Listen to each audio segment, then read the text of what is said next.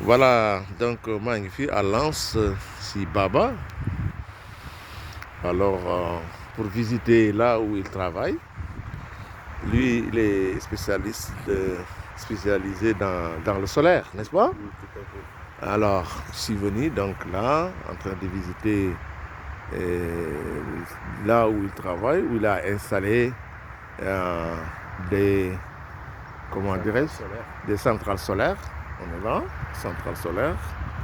Et voilà, vous voyez, c'est ici à Lens, hein, c'est dans le nord presque de la France. Voilà, on est là. Donc c'est lui qui est responsable de toutes ces installations. Monsieur Baba, voudrez-vous nous expliquer un peu comment ça fonctionne ces installations solaires et quels sont les avantages euh, pour surtout nous Africains qui avons beaucoup de soleil? Ouais, c'est vrai que Hein? c'est plus évident pour nous en Voilà, Afrique. En c'est fait, ça. là, on est dans une plateforme, on va dire, démonstrateur Hein? pour les installations solaires photovoltaïques. Ouais. Donc ici, en fait, ce qu'on fait, c'est qu'on essaie de tester les différents types de technologies de solaire photovoltaïque, Ouais. de panneaux solaires photovoltaïques en gros. Uh-huh. Donc on a 10 technologies de panneaux solaires Mhm. qui sont installés donc, sur des structures fixes comme derrière toi en ce moment. Oui. Donc, ils sont tous dimensionnés à la même puissance, 3 kW crête, donc ce qui correspond à la consommation, on va dire, d'un ménage Mhm. moyen dans la zone, dans la région où nous nous trouvons. Ouais. Donc, et avec différents types de technologies, là, vous avez des couches minces et des couches amorphes. Mhm. Derrière, on a des monocristallins, des polycristallins. Donc, en gros, on peut dire qu'on a 10 technologies différentes. Donc, derrière, on a des structures fixes sur lesquelles on les a posées. Les mêmes technologies, on les a aussi installées sur des structures mobiles, qu'on appelle des trackers. Des trackers.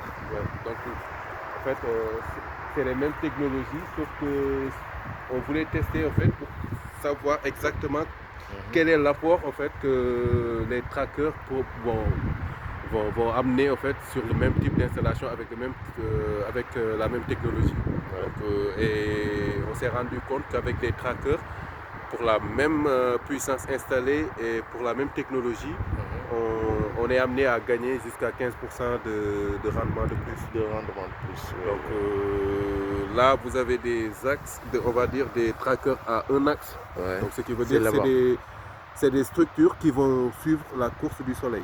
Du lever du jour jusqu'au coucher du jour. En fait, ils vont suivre un peu l'orientation et la course du soleil. Oui. Tout derrière, on a deux modèles de trackers qui sont des trackers à deux axes. Oui. Donc c'est des trackers qui suivent la course du soleil, en fait, Oui. déjà, donc on va dire en se basant sur l'azimut et la hauteur aussi. Ah, d'accord. Donc ça tourne quoi? Ça tourne quoi? Selon le déplacement du soleil quoi? En fonction du déplacement du soleil. C'est ça. Ils sont mobiles. Ah oui, c'est Donc, intéressant. du Hein? coup, mais on gagne jusqu'à 20% avec les trackers à deux axes. Donc on gagne jusqu'à 20% de rendement de plus que sur des installations fixes pour la même technologie et pour une même puissance installée. Oui, d'accord. Donc, Bon, là, parlez-moi un peu de cette installation-là qui ressemble à un truc qu'on peut plier, l'avantage, etc. En fait, Ça. ceux-là, Oui. en fait, c'est des panneaux solaires, on va dire, Oui, oui. pareil, Ces mais panneaux. on les appelle des couches minces. Des couches minces, oui. Donc, oui. différemment des panneaux solaires qu'on a l'habitude de voir, par exemple, au Oui, Sénégal au ou Sénégal. ailleurs, donc, qui sont Absolument. constitués à 80% de verre. Oui. Donc, ceux-là, c'est plutôt du silicium amorphe, donc, ce qu'on appelle silicium amorphe triple junction. Oui. Donc, mais ça a ses avantages, ils sont souples, très malléables, donc on peut l'utiliser sur n'importe quelle surface, donc ça prend la forme de la surface. Ouais, c'est ça. Et par contre, voilà, ça a ses inconvénients aussi, c'est que ça a un faible rendement, très faible rendement. Ah, d'accord. Donc là, pour la superficie, on prend les deux installations là, ça nous fait 3 kW. 3 kW, ouais. 3 kW, alors que tout derrière, pour 3 kW, on a pour des couches minces, juste cette superficie à utiliser. D'accord. Allons voir les autres couches là. les couches minces. Là aussi, au Sénégal, il n'y en a pas. Hein. Au Sénégal, on a les autres quoi. Bon, là, c'est la même chose que ça. Ça, c'est les couches minces. Donc ça aussi, c'est une technologie qu'on appelle des couches minces. Ouais. Donc ils ont cet avantage-là. Vous voyez l'épaisseur qu'on a. Donc c'est vraiment très fin. Ouais. Donc Absolument. bon, ils n'ont pas les mêmes couleurs que ce qu'on a d'habitude de voir. C'est plutôt comme ceux qu'on a de l'autre côté. Oui, de l'autre côté quoi. C'est ça qu'on a l'habitude de le voir au Sénégal là-bas. Ouais. C'est la technologie cristalline. Ouais, ouais. Donc du coup, après, bon, la technologie cristalline quand même occupe, on va dire, 95% du marché mondial. Donc c'est raisonnable qu'on Et puis ça, c'est tout à fait nouveau aussi. Hein? Oui, c'est très récent. Ouais, c'est récent. Et ça coûte plus cher. Ah ouais, ouais. Et ça s'intègre mieux au bâti, par exemple, pour des zones, par exemple, ici en France, tu as des zones où on appelle des zones ABF, donc des zones où, pour construire quelque chose, il faut l'autorisation de l'architecte des bâtiments de France. Ah, donc la plupart du temps, quand tu te retrouves dans ces zones-là, des projets solaires photovoltaïques, tu peux pas faire des installations avec des panneaux cristallins, donc que ce soit monocristallin ou polycristallin. Par contre, des fois, donc avec ce type de panneau, c'est plus facile de l'intégrer au bâti et de pouvoir quand même avoir l'autorisation de l'architecte de France pour pouvoir faire sa construction. Ah, oui. Parce que c'est moins lourd quoi. C'est moins lourd. Mais c'est surtout que ça, en fait, ça va. Si tu as une toiture, on va dire noire, lui il passe plus simplement que si j'ai un panneau solaire multicolore qui fait, voilà, qui se. On va pouvoir déterminer ou remarquer de très loin quoi. Voilà.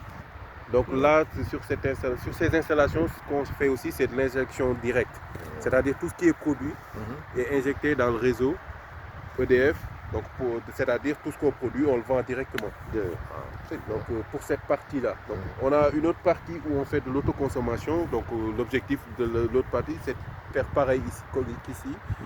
Ici, bon, c'est un démonstrateur qui nous permet tout simplement, on va dire, d'analyser les différents types de technologies. De l'autre côté, on va chercher tout simplement à mettre en valeur, on va dire, les différents types d'utilisation de la production d'électricité, donc via les panneaux solaires photovoltaïques. Donc en faisant soit de l'autoconsommation directe, c'est-à-dire en produisant sur place et en consommant sur place, ou de faire de l'autoconsommation avec stockage, donc c'est-à-dire utiliser des batteries, lithium ou plomb pour stocker de l'énergie.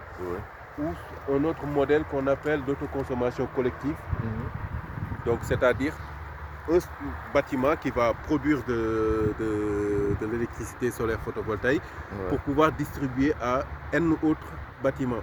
Donc, et ça, c'est quelque chose que l'on développe actuellement, qui se développe énormément actuellement dans le nord et dans toute la France. Donc actuellement, c'est la région même Nord-Hauts-de-France qui est pionnier, on va dire, qui dirige, parce qu'on a plus de projets d'autoconsommation collective dans la région actuellement. Donc on va aller voir tout ce qui est autoconsommation. Voilà, donc voilà, cette vidéo a été faite par moi-même.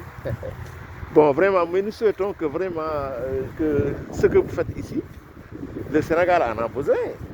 Puisque vraiment, nous souhaitons que le gouvernement du Sénégal vraiment fasse un peu d'effort pour essayer d'avoir des installations comme ça au Sénégal. Oui, c'est ce que nous souhaitons. Voilà, merci.